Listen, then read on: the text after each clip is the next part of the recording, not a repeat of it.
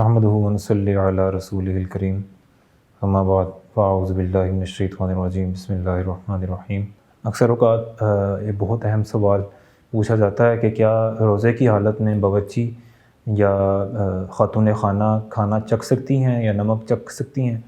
تو اس کے بارے میں جمہور ائمہ کا یہ فتویٰ ہے کہ اگر خاتون خانہ کو یہ ڈر ہو، اپنے خاوند کا ڈر ہو کہ اگر وہ کھانا نہ چکھے تو وہ اس پر ظلم کرے گا، یا باورچی جو کہ ملازمت کرتا ہو اپنے کسی آقا کی، اس کو یہ ڈر ہو، تو وہ اس ڈر کی وجہ سے روزے کی حالت میں کھانا چکھ سکتا ہے۔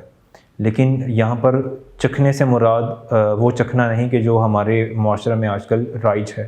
چکھنے سے مراد علماء کرام فرماتے ہیں کہ ایسے چکھا جائے کہ زبان پر اس کا ذائقہ محسوس ہو، لیکن اس کا ذائقہ حلق سے نیچے نہ اترے، اور جب وہ تھوک پھینکے تو اس کی تھوک کی مقدار اس کے ذائقہ پر حاوی آ جائے۔ اس طرح کے چکھنے سے روزہ نہیں ٹوٹتا۔ لیکن جس طرح کے چکھنا ہمارے معاشرے میں رائج ہے، کہ ہمارے معاشرے میں چکھنا اس کو کہتے ہیں کہ جس شخص کا کھانے کا دل نہ کر رہا ہو، اس کو اگر کہا جائے کہ تم صرف کھانا چکھ لو تو وہ چکھنے میں آدھی روٹی کھا لیتا ہے۔ تو اس قسم کے چکھنے سے روزہ بالکل ٹوٹ جاتا ہے اور اس کا کفارہ بھی ادا کرنا پڑے گا۔ لیکن اگر کوئی شخص مجبوری کی وجہ سے کھانا چکھتا ہے تو اس کے لیے کسی قسم کا کفارہ نہیں ہے اور اس کا روزہ بھی بالکل نہیں ٹوٹے گا۔